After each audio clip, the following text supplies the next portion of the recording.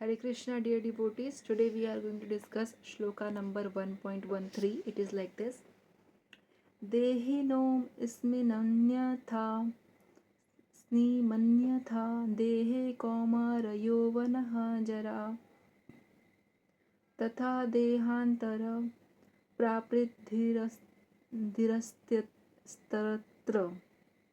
न मुद्यति।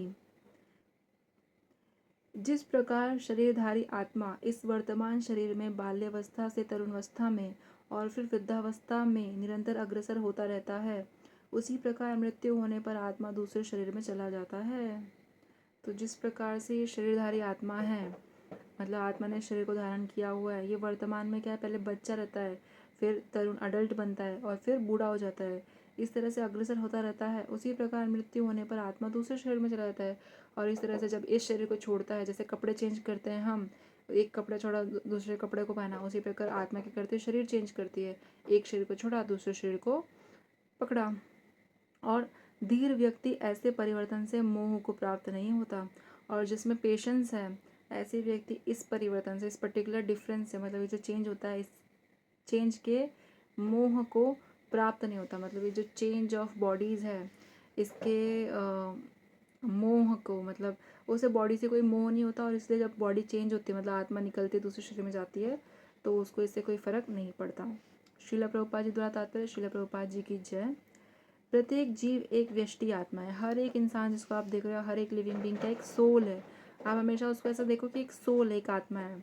वह प्रतिक्षण अपना शरीर बदलता रहता है। हर सेकंड उसका शरीर बदल रहा है।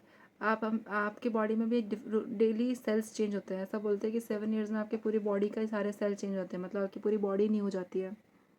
तो कभी बालक के रूप में, कभी युवा तथा कभी वृद्ध पुरुष के रूप में। हम सभी कभी बच्चे थे, फिर हम बड़े हुए, फिर हमने ग्रेजुएशन की, फिर हम अडल्ट बन गए, फिर अब हम जो है और हम 30s में आ गए, फिर ऐसे हम 40s में जाएंगे, 50, 60, 70, तो ऐसे करते करते हम क्या हो जाएंगे, बूढ़े हो जाएंगे। तो भी आत्मा वही रहती है, पर हमारी आत्मा तो वही है भाई। उसका तो साइज़ बड़ा भी नहीं छोटा भी नहीं, तो उसी साइज़ की है। उसमें तो कोई परिवर्तन नहीं होता, उसमें तो कोई डिफरेंस नहीं आया।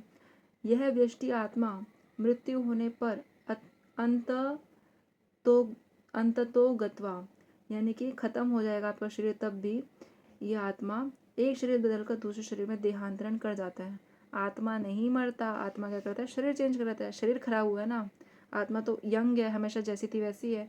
शरीर बूढ़ा हुआ है तो शरीर को क्या कर देती है, त्याग देती है, छोड़ देती है और दूसरे शरीर में प्रवेश कर लेती है। और चूंकि अगले जन्म में इसको शरीर मिलना अवश्यम भावी है, मतलब अगले अगले जन्म में उसको शरीर मिलना कंपलसरी है। शरीर तो मिलेगा, लेकिन कौन सा मिलेगा वो हमें नहीं पता। वो हमारे कर्म पे डिपेंड करता है कि अगले जन्म में आप क्या बनोगे। चींटी बनोगे, मछली बनोगे, या पेड़ बनोगे, क्या बनोगे। मनुष्य जन्म बहुत मुश्किल से मिलता है, चाहे वह शरीर आध्यात्मिक हो या भौतिक।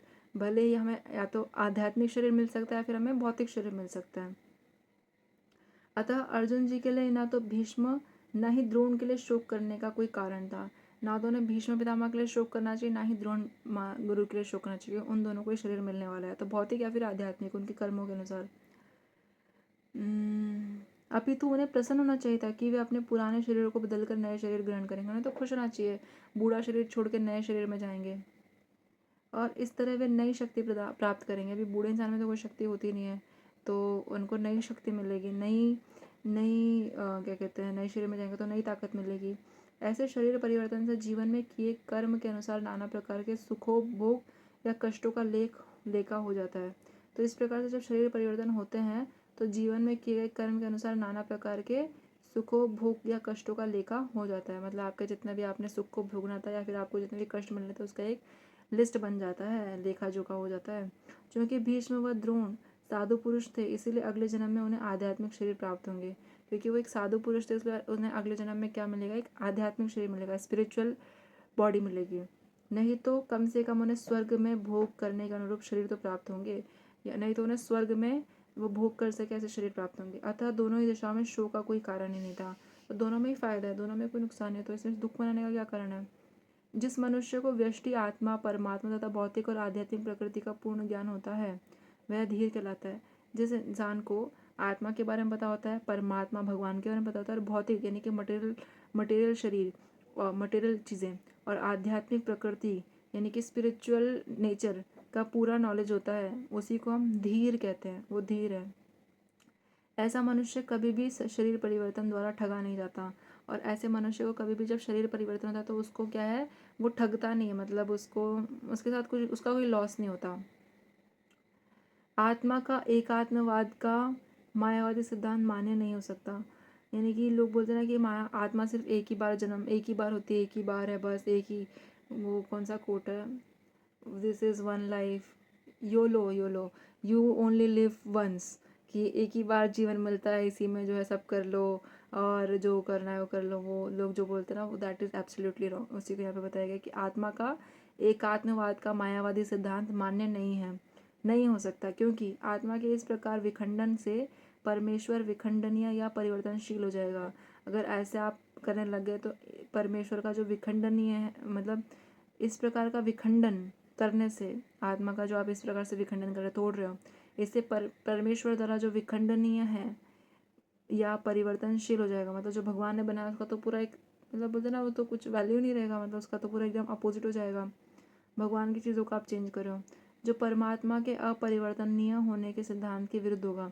जब भगवान बोले कि अपरिवर्तन, मतलब इसमें कोई परिवर्तन नहीं होता, तो ये उसके क्या हो जाएगा, अगेंस्ट हो जाएगा, विरुद्ध हो जाएगा। अपरिवर्तन होने के सिद्धांत के क्या हो जाएगा, अगेंस्ट हो जाएगा।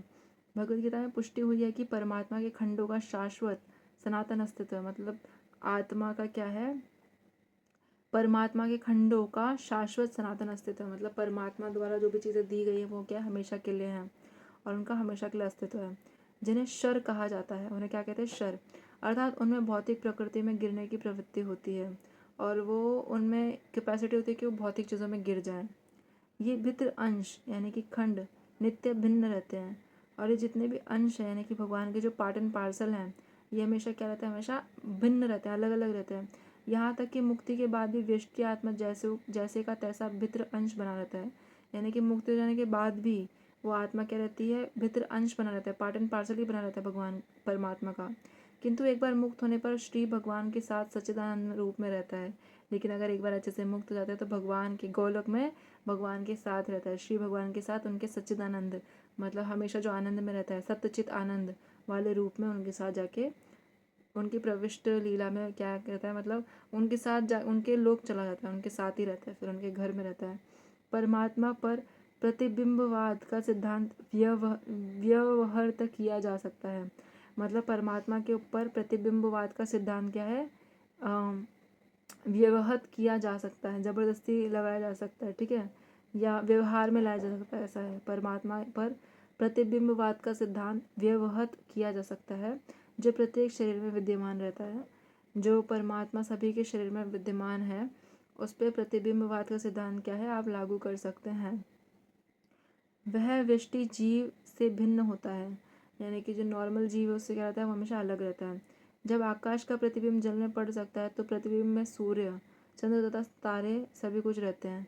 अगर आकाश का प्रतिबिंब यानी कि रिफ्लेक्शन पानी में देखोगे तो उसमें आपको सूर्य, चंद्र और तारे सब दिख सकते हैं। तारों की तुलना जीवों से तथा सूर्य या चंद्र की परमेश्वर से की जा सकती है। तो यहाँ पे आप तारों की तुलना जीवों से कर सकते हैं, बहुत सारे तरह बहुत सारे जीव है, तथा सूर्य या चंद्र की परमेश्वर से तुलना कर सकते हो। सूर्य और चंद्रमा एक ही है, मतलब एक ही है ना, बहुत सारे तो सूर्य नहीं है और बहुत सारे चंद्रमा नहीं है। व्यष्टि अंश आत्मा को अर्जुन के रूप में और परमात्मा को श्री भगवान के रूप में प्रदर्शित किया जाता है। यानी कि व्यष्टि अंश जो पार्ट एंड पार्सल है आत्मा को अर्जुन जी के रूप में हम देख सकते हैं, और परमात्मा को श्री भगवान के रूप में हम देख सकते हैं, प्रदर्शित किया जाता है। जैसा कि चतुर्थ अध्याय के प्रारंभ में स्पष्ट है, चौथे लेसन में 4th चैप्टर में स्पष्ट है, वे एक ही स्तर पर नहीं होते।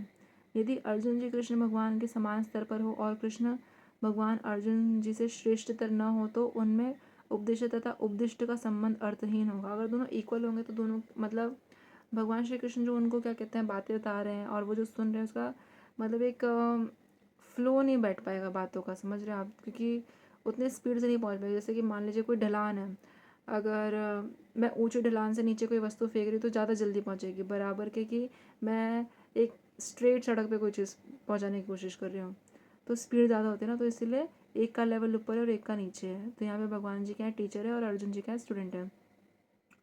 यदि वे दोनों माया द्वारा मोहित होते, मतलब अगर ये दोनों माया में होते तो एक को उपदेश तथा दूसरे को उपदिष्ट होने की कोई आवश्यकता ही नहीं थी, दोनों ही माया में थे। ऐसा उपदेश व्यर्थ होगा क्योंकि माया के चंगुल में रहकर कोई भी प्रामाणिक उपदेशक नहीं बन सकता। अगर कोई माया के जाल में फंसा हुआ है तो वो प्रामाणिक टीचर नहीं है। ऐसी परिस्थितियों में यह मान लिया जाता है कि भगवान श्री कृष्ण परमेश्वर है, जो पद में माया द्वारा विस्मृत अर्जुन रूपी जीव से श्रेष्ठ है। तो इस पर्टिकुलर सिचुएशन में हम ये मान सकते हैं कि भगवान श्री कृष्ण क्या है, परमेश्वर हैं, सुप्रीम पर्सनालिटी ऑफ गॉडेड है, जो पद में क्या है, माया द्वारा विस्मृत अर्जुन, मतलब जो माया के अंदर पढ़ के क्या है, अपनी स्मृति को भूल गए, ऐसे अर्जुन रूपी जीव से क्या है, बहुत ज़्यादा श्रेष्ठ है, बहुत ऊपर है। So thank you so much dear devotees for listening to me patiently. वांशा कल्पतरुभ्यश्च कृपा सिंधुभ्येव च पतितानां पावनेभ्यो वैष्णवेभ्यो नमो नमः। अनंत कोटि वैष्णव वृंद की जय। ग्रंथराज श्रीमद् भगवद गीता की जय। श्रील प्रभुपाद की जय। नामाचार्य श्री हरिदास ठाकुर की जय। प्रेम से कहें जय श्री कृष्ण चैतन्य प्रभु नित्यानंद श्री अद्वैत गदाधर श्रीवासादि श्री गौर भक्त वृंद की जय। हरे कृष्ण कृष्ण कृष्ण हरे हरे, हरे राम राम राम हरे हरे। हरे कृष्णा, धन्यवाद to all the dear devotees. Thank you so much. Hare Krishna, धन्यवाद।